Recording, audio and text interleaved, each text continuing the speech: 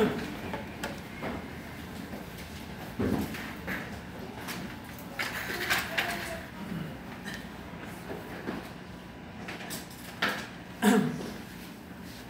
po natin ang ating pong mga Biblia sa Haggai chapter 2. And today, tatapusin po natin ang Book of Haggai. We're going to study the fourth and final message na ibinigay po ng Diyos sa bansang Israel sa pamamagitan po ni Haggai. Now, alam natin po, ang Book of Haggai po, meron po itong apat na mensahe.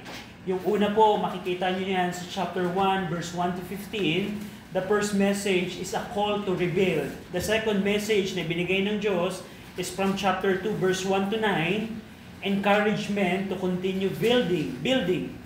Third message, which is chapter 2, verse 10 to 19, a call to holiness and blessing.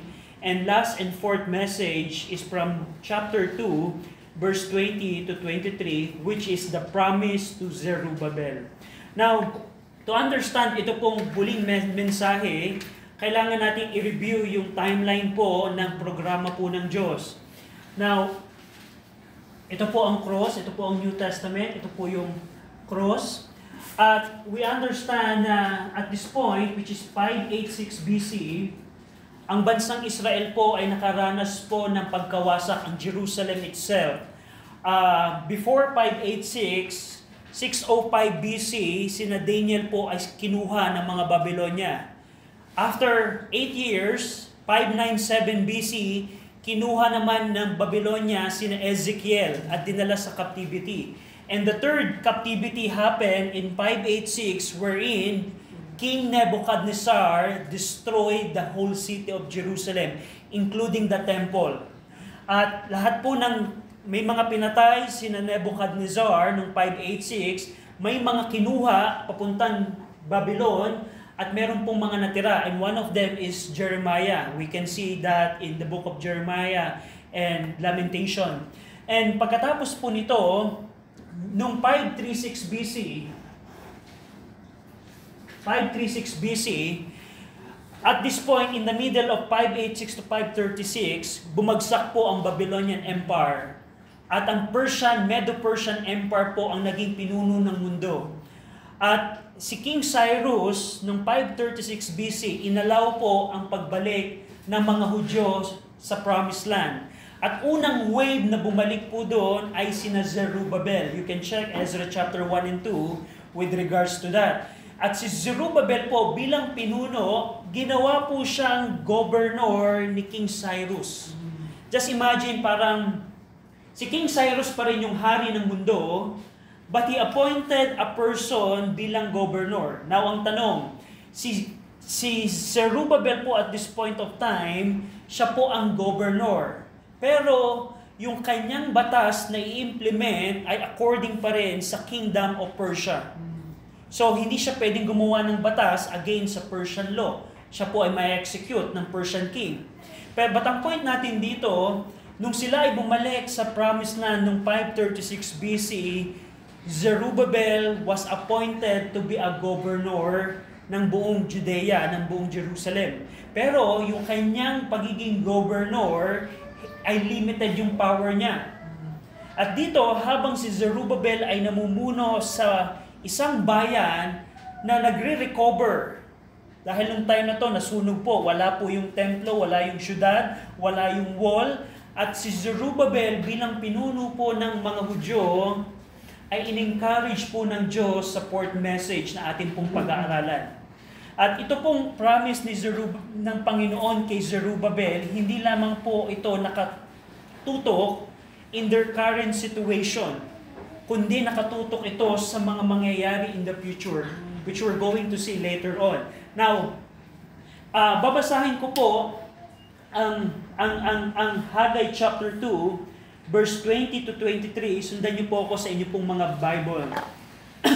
Haggai chapter 2, verse 20, the Bible says, "And again, the word of the Lord came unto Haggai in the 4th and 20th day of the month, saying, Speak to Zerubbabel, governor of Judah, saying, I will shake the heavens and the earth, and I will overthrow the throne of kingdoms, and I will destroy the strength of the kingdoms of the heathen, and I will overthrow the chariots and those that ride in them, and the horses and their riders shall come down, everyone by the sword of his brother. In that day, saith the Lord of hosts, will I take thee, O Zerubbabel, my servant, the son of Shealtiel, saith the Lord, and will make thee as a signet, for I have chosen thee, saith the Lord of hosts. Shall we pray? Ama namin Diyos po na makapangyarihan sa lahat na nasa langit, kami Panginoon ay lumalapit po sa inyo sa pamamagitan po ng aming pong Panginoong Kristo na bigyan nyo kami ng understanding about the fourth message that you revealed in the book of Haggai. We pray na properly namin ma-interpret ang inyong pong salita so that we can properly apply the truths of your word to our lives. We pray that the Holy Spirit will bring the conviction and enlightenment to us. I pray na kahabagan nyo kami at kawaan sa ngalan po ng aming pong Panginoong Kristo. Amen. Amen. Now, ito pong fourth message na ating pong pag-aaralan, it connects Zerubbabel to significant events in the future. Now, kung hindi natin po maalala ang timeline na ito, we will not be able to understand yung pong pangako ng Diyos kay Zerubbabel. At ito pong fourth message na ating pong pag-aaralan, ito po yung climax, dinadala po ng ika-4 na mensaheng ito, ang libro ng Book of Haggai, sa climax kung saan ini-explain niya yung blessing na binanggit in the third message. Going back in Haggai 2:19, tingnan natin po ito, basahin po natin ng sabay-sabay. Haggai chapter 2 verse 19, ready? Read. Is the seed yet in the barn? Yes, yet the vine, and the fig tree, and the pomegranate, and the olive tree have not brought forth, from this day will I bless you. So, gusto ko pong pansinin ninyo yung huling pangako ng Diyos in verse 19. The Lord promised, from this day will I bless you. Now, of course, if we get the context of the third message, pwede nating sabihin na this blessing is the reversal of the economic disaster. We can say that according sa context. But it's not only the reversal of the economic disaster. Yung blessing na tinutukoy po dito ng Diyos in the third message is not only yung economic prosperity na pangako na yung kanilang ekonomiya ay babangon. Higit doon, ito pong pangako na ito, it encompasses the restoration and exaltation of the nation Israel na ibinigay niya kay Zerubbabel.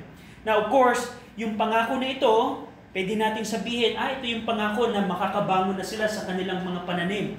But more important than that, ito pong blessings na tinutukoy ng Diyos sa third message, ito po ay nakatutok sa exaltation ng Diyos sa bansang Israel. Now, ang tanong right now, ang bansang Israel ba ay exalted among the nations?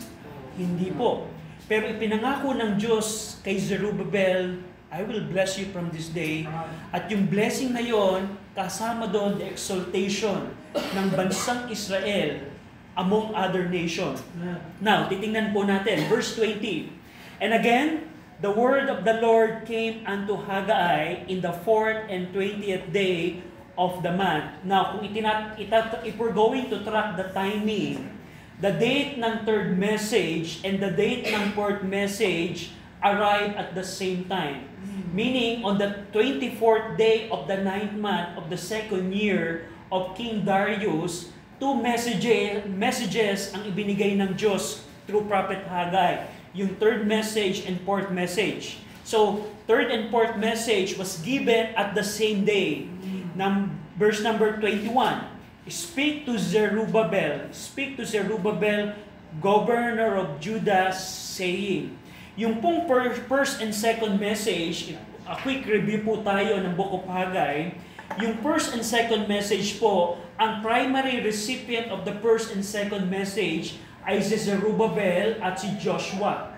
Si Zerubbabel po ang political leader at this time, at si Joshua po yung spiritual leader at this time. Yung third message naman, ito po ay para sa mga priests. At ito pong fourth message, ito po ay primarily para po kay Governor Zerubbabel.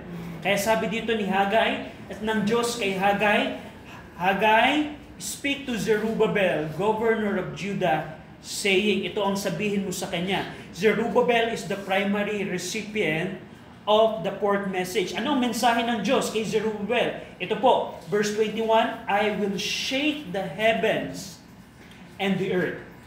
Zerubbabel, the Lord of the hosts is speaking. He promised that He will shake the heavens and the earth. Now, ito pong shaking of heavens and earth, it was previously mentioned in Haggai 2, verse 6 to 7. Tingnan niyo po. Ito pong shaking of heavens and earth, it was previously mentioned in the second message, in verse 6 to 7 ng chapter 2.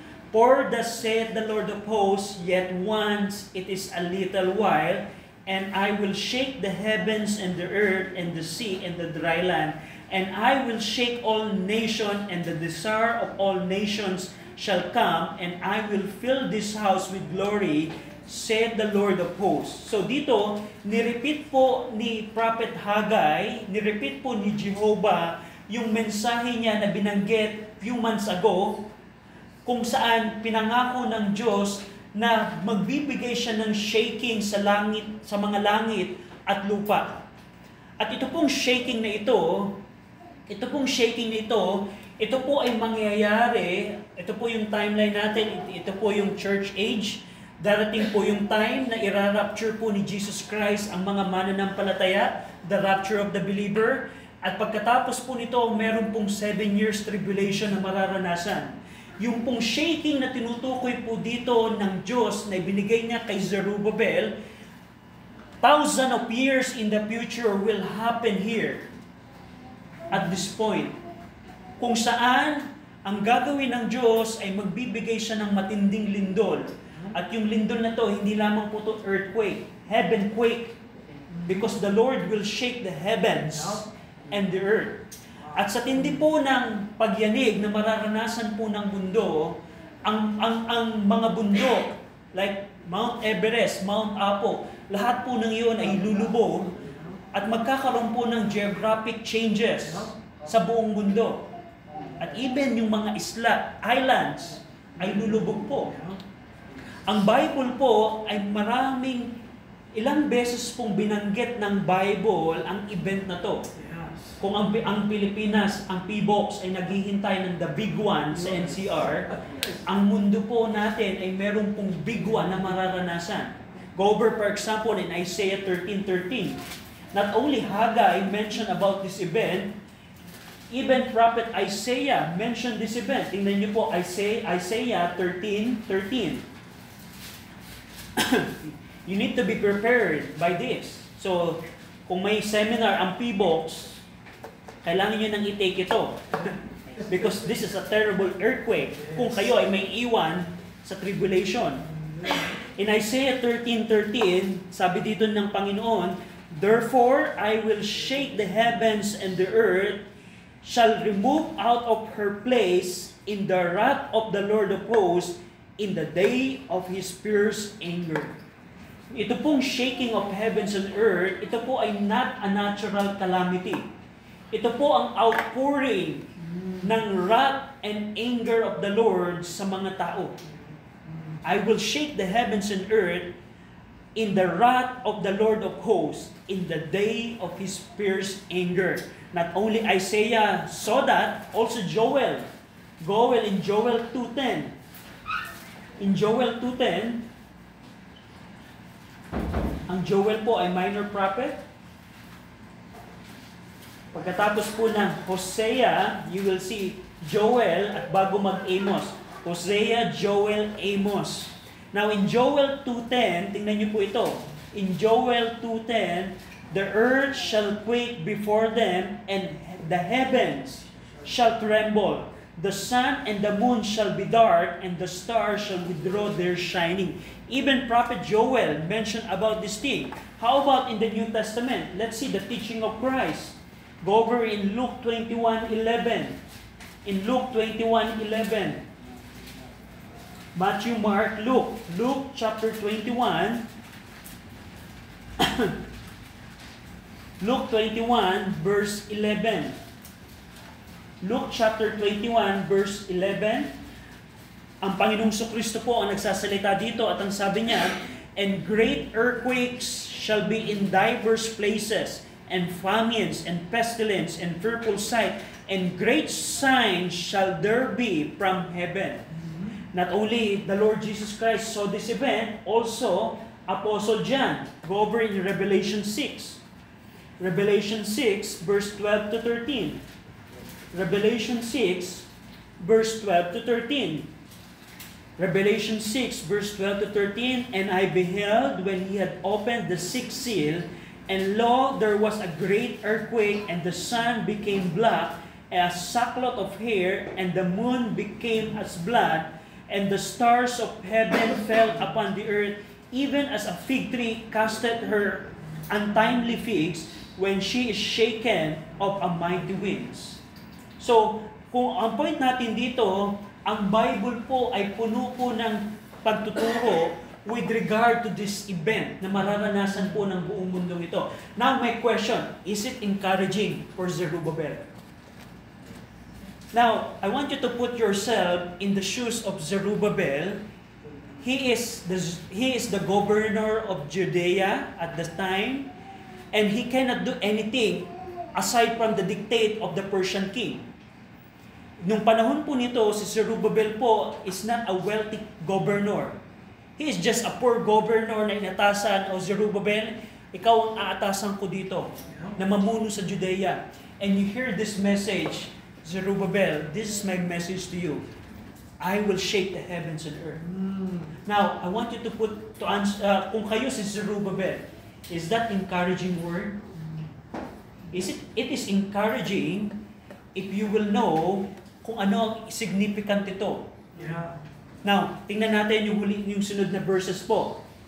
Pagkatapos po ng shaking of heavens and earth, the next thing that the Lord mentioned to Zerubbabel in Haggai chapter 2, verse 22, "And I will overthrow the throne of kingdoms."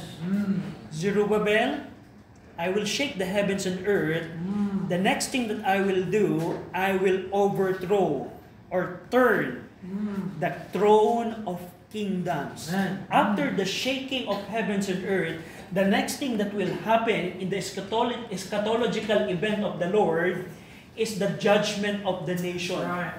Ito po yung panahon na ang bawat bansa na salungat sa Diyos ay huhusgahan po ng Diyos. Yep, that's right. At the Lord Himself said here that He Himself will overthrow the thrones of kingdom. He is the one. Now, imagine niyo kayo si Zerubbabel, you are under the dictate of the Persian king. And the Lord promised to Zerubbabel, Zerubbabel, I know that you are currently under the dictate of the Persian king, King Cyrus, nung 586 at nung 536 hanggang 520, under King Darius of Persia.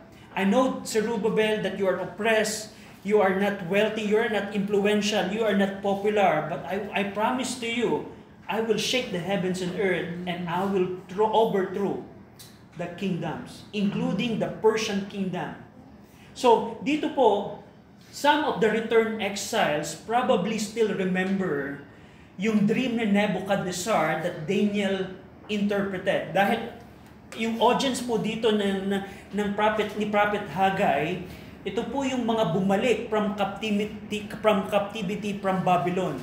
And probably some of them still remembers what Nebuchadnezzar dreamed in Daniel chapter 2. In Daniel chapter 2 po, nakapanaginip po si Nebuchadnezzar ng isang statue na ginto ang ulo, pilak, and then brass or bronze, and then iron, at yung mixed clay and iron sa paa, at yung statue na ito ay dinurog ng isang bato mula sa kalangitan. And when King Nebuchadnezzar dreamed about that, no one can interpret that.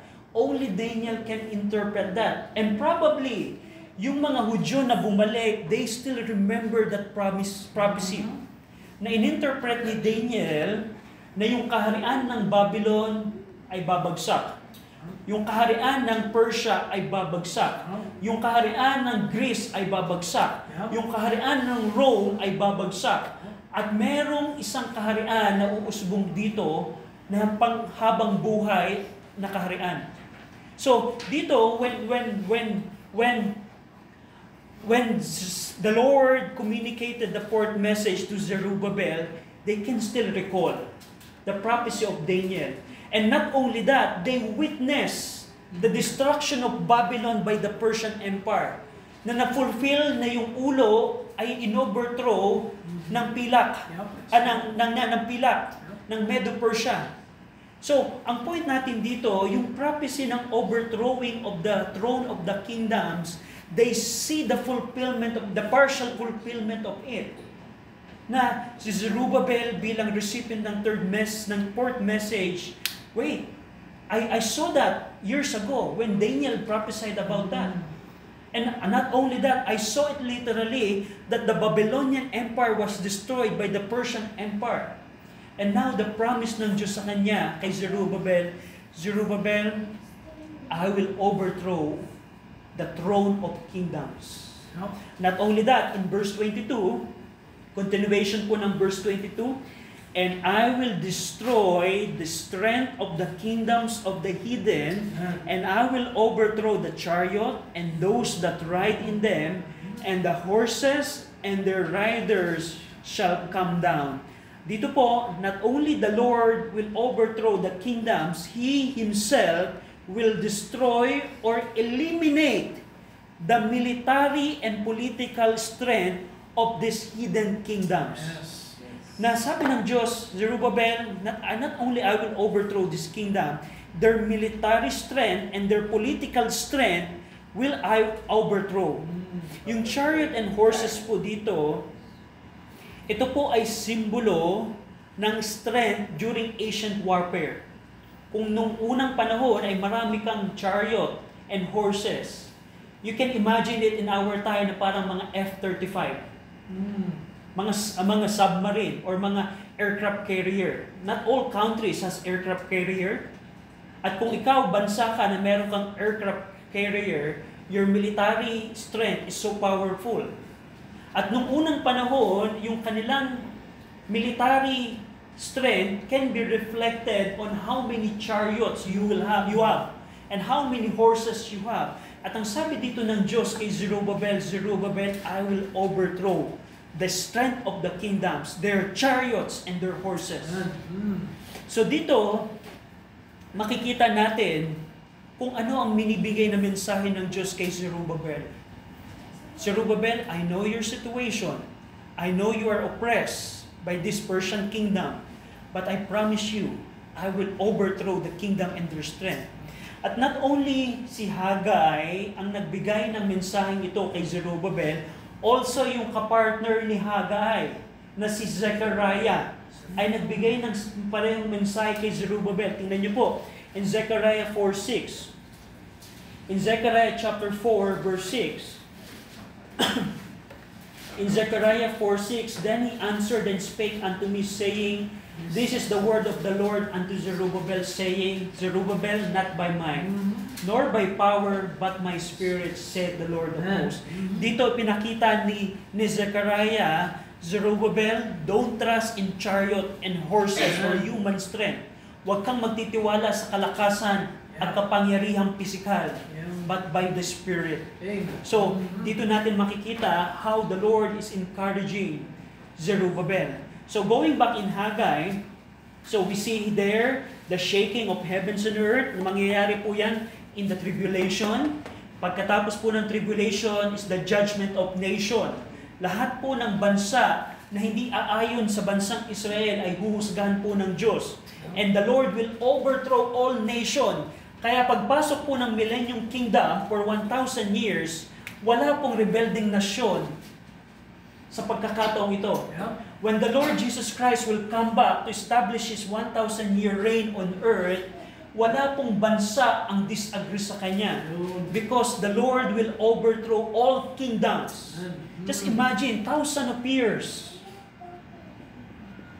Ang mensahe ng Diyos kay Hagay. 1,000 of years, but it is encouraging to Hagay. Encouraging to Hagay. So not only that, tingnan niyo po yung huling bahagi ng verse 22. Hagay chapter 2, verse 22. Everyone by the sword of his brother. So dito, mangyayari, one thing na nireveal ni Prophet Hagay, sa pagbagsak po ng mga kaharian, the collapse of the might of kingdoms will involve confusion and panic as they fall everyone by the sword of his brother. So ito pong infighting inside ng bawat kaharian, we can consider na katulad po ito na nangyayari sa Midianite during the time of Gideon. During the time of Gideon, nung umatake po si Gideon at his 300 men, nagkaroon po ng confusion yung mga Midianites and they attack each other. At yun ang sinasabi dito ni Hagay, everyone by the sword of his brother. In the darkness and confusion, they mistook their own allies for enemies and started attacking one another. If we can remember what the Lord Jesus Christ said in Matthew 24, we're studying the book of Matthew in the afternoon. We know in Matthew 24:7, the Lord said, "For nation shall rise against nation, and kingdoms against kingdom." That is parallel to what Haggai mentioned to Zerubbabel. Everyone by the sword of his brother.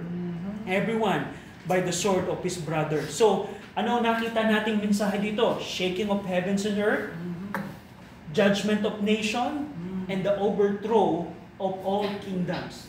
Pagpasok po ng 1,000 years, lahat po ng bansa na against sa Panginoon, na nag-submit kay Antichrist, lahat po ng yun ay overthrow ng Panginoon.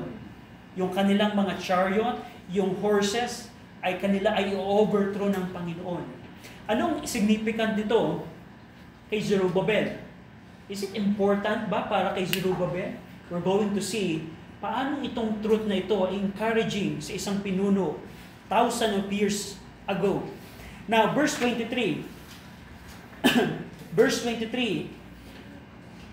In that day, saith the Lord, in that day, saith the Lord of hosts, will I take thee, O Zerubbabel, my servant, the son of Shealtiel, saith the Lord, and I will make thee as a signet, for I have chosen thee, saith the Lord of hosts. So, ang nagsasalita po dito, twice na binanggit ni Prophet Haggai, this is the word of the Lord of hosts. He's not just an ordinary Lord. He is the Almighty Lord of heavenly armies. What He's saying is trustworthy. You better trust it, Zerubbabel.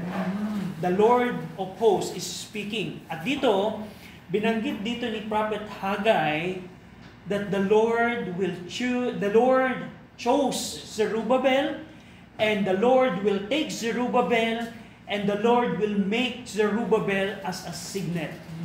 Now, anong ibig sabihin po nito? Now, previously po, in Haggai 2:7, the Lord mentioned, or Haggai describes the coming of the desire of all nations after the shaking of heavens and earth. Tingnan niyo po yung Haggai 2:7. And I will shake all nations, and the desire of all nations shall come. Event po na binanggit in the second message, pagkatapos po ng shaking, the desire of all nations shall come. And we know that desire of all nations is the promised Messiah. That's the Lord Jesus Christ po. Pero dito, sa fourth message, the Lord mentioned that the Lord will choose Zerubbabel, and He will take him, and He will make him as a signet. Yung signet po dito, ito po yung official seal on a ring ng hari that signify his authority and position. Noong unang panahon po, para makita mo na kung sino, kung may authority ba yung letter na mensahe, meron pong signet ng hari. May wax sila at lalagyan ng sign ng hari na pag nakita ng recipient na ito ay selyo ng hari, May authority yung mensahe nito. And the Lord said that the Lord will make Zerubbabel as a signet. Now, nung panahon po ni Haggai, nung time po na ito, by the way, ito pong port message is received by Haggai nung 520 BC. 520 BC, si King Darius po sa Persia ang namumuno. At dito si Haggai, nung si Zerubbabel was just merely a lowly governor of a despised and downtrodden people. Nung panahon po na ito, ang bansang Israel is still recovering from the destruction. Just think about, wala silang economy. We study a while last time na yung ekonomiya nila ay hindi maganda. Nagtatanim sila pero kulang ang kanilang inaani. At yung bansang ito ay still recovering from their captivity. At si Zerubbabel ang pinuno ng bayan na yon. Si Zerubbabel po at this time is insignificant in the eyes of the Persian Empire. And also is insignificant in the eyes of other great nation. Nung panahon po na to, si Zerubbabel, the governor Zerubbabel, he had no great wealth. He had no magnificent palace. And he had no military power. At si Zerubbabel, nung panahon na ito, parang imagine niyo, he is the leader of a poor, recovering country. At when Zerubbabel is in that situation, the Lord promises him something. Zerubbabel, I know you are despised. You don't have influence. You are the leader of this downtrodden people, despised people. But I promise you, I will make you my signet. I will make you a signet. Now, ano pong implication nito? Dito po, pinangako ng Diyos that the day will come when Zerubbabel will be part of the Lord's kingdom. Amen. Now, fast forward po, yung tinutukoy po dito ni Haggai ng Diyos, na si Zerubbabel po ay magiging kabahagi po ng kaharian, kung saan itataas ng Diyos ang bayang Israel, i-overthrow ng Diyos ang bawat bansa, and Zerubbabel will be part of this millennium kingdom. Now, bilang application, probably we are in the same place of Zerubbabel. We are discouraged. The Word doesn't acknowledge us. But question, is this future event encourages you in this time? Does it encourage you na pagdating ng panahon, we will rule and reign with Christ? Yes. Because that is the encouragement of the Lord to Zerubbabel. Zerubbabel, I will take you and I will make you as a signet. And more importantly, I want you to notice this, that Zerubbabel foreshadows the Messiah, which is the greater Zerubbabel. Yung Zerubbabel po dito, na makikita natin, si Zerubbabel po ay type ng ating Panginoong Kristo. Zerubbabel here is the greater Zerubbabel refers to Messiah, the Lord Jesus Christ. The prophet Zechariah, yung kapartner po ni Haggai, represents Zechariah as a type of Christ. Tingnan niyo po ang Zechariah 4. Now, of course, meron po itong literal meaning na si Zechariah po ay magiging bahagi ng Millennium Kingdom ng Panginoon. But more importantly, that Zechariah is the foreshadow of the Messiah. That the Lord Jesus Christ will rule and reign in the world after the overthrow of all nations. And as a proof, si Zechariah po, nakapartner ni Zerubbabel, present Zerubbabel as a type of Christ. Tingnan niyo po ang Zechariah 4, 6-7. Then he answered and spake unto me, saying, This is the word of the Lord unto Zerubbabel, saying, Not by might nor by power, but my spirit, saith the Lord. Who art thou, O great mountain? Before Zerubbabel, thou shalt become a plain. So gusto ko pong pansinin ninyo that Zerubbabel will make the great mountain a plain. Isang bundok na napakataas pero papatagin ni Zerubbabel. Can Zerubbabel at this time do that? No. He cannot do that at this time. But here, and he shall bring forth the headstone thereof with shouting, crying, grace, grace unto it. So dito makikita natin, Zerubbabel is described by Zechariah as the one who will destroy the Gentile nation. Who is that Zechariah? That refers to the Lord Jesus Christ, to the Messiah. Not only that, in verse 8 and 9, tingnan niyo po. Verse 8 and 9, moreover, the word of the Lord came unto me, saying, the hands of Zerubbabel have laid the foundation of this house. His hand shall also finish it, and thou shalt know that the Lord of hosts had sent me unto you. So dito makikita natin that Zerubbabel is the finisher of God's temple. Not only the temple that they are building here, but the temple that will exist in the millennium. So dito makikita natin yung Zerubbabel that the Lord will take and the Lord will make as a signet. Si Zerubbabel po dito is a foreshadow of the Lord Jesus Christ, the greater Zerubbabel. And after the shaking of the heavens and the earth and the overthrow of the nation, the greater Zerubbabel, the Lord Jesus Christ, the Messiah, will rule and reign in Israel. At yan ang pangako ng Diyos kay Zerubbabel. You're going to be part of that kingdom. And the Israel will be exalted among the nation.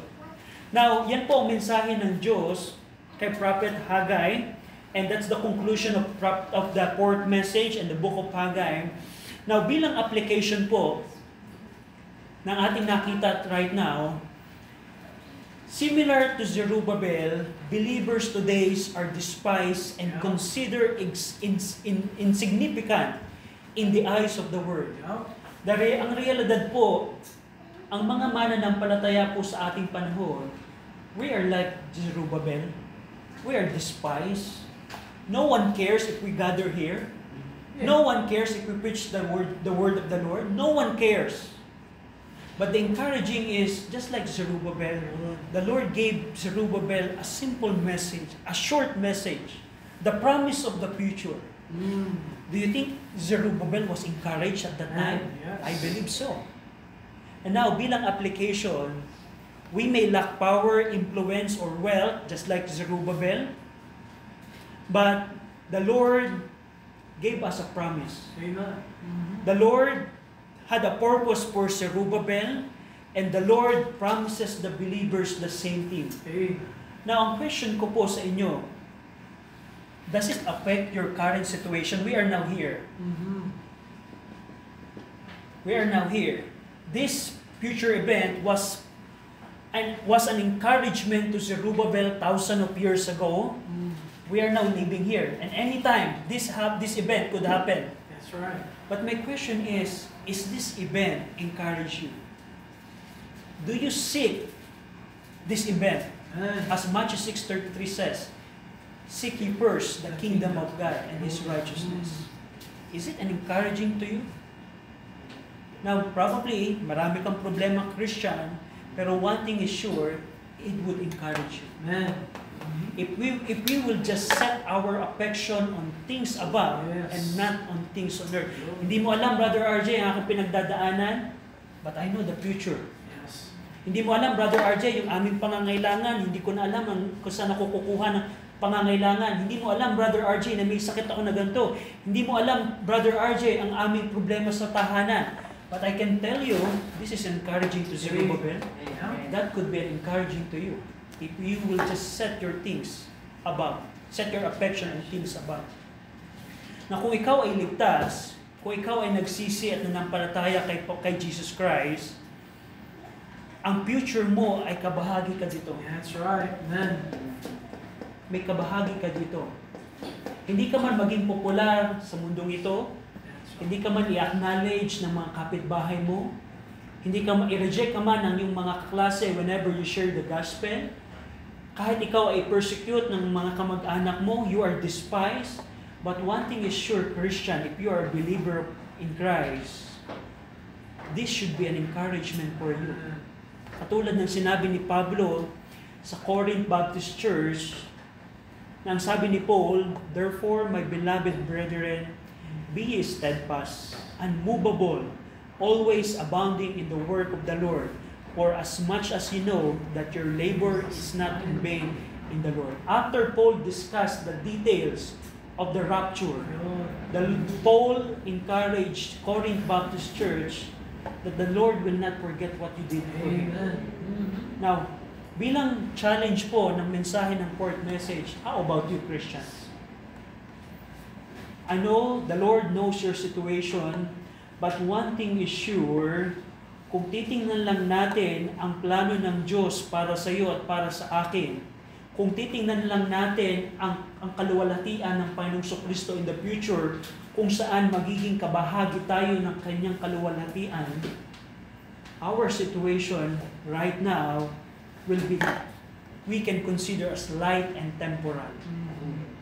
Just a light and temporal. Brother RJ, may cancer ako. Cancer in comparison with this, it's just a light and temporal. Brother RJ, meron kaming problema. If you're going to compare your problem with this event, that is just a light and temporal. So that's the encouragement of the Lord to Zerubbabel. Zerubbabel, this is my promise to you. And I'm very sure at this time, 520, Zerubbabel was encouraged. Zerubbabel was encouraged. He is not a popular governor. He is despised. He doesn't have wealth. But I know Zerubbabel was encouraged. How about you, Christian? The Lord has a lot of things promised to you and me. And you can claim that. And you can make that promises as encouraging as encouragement for you, so that you can continue serving the Lord in your time. I hope this would be a challenge for you. Shall we pray?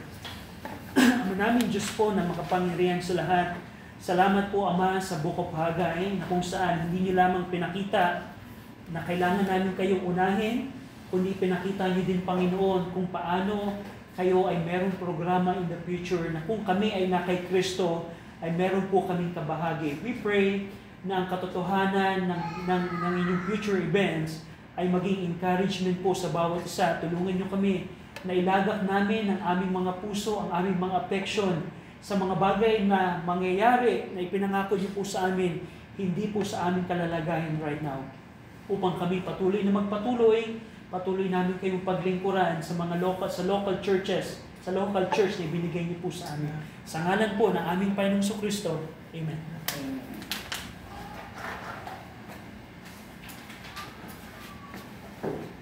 Bow your heads.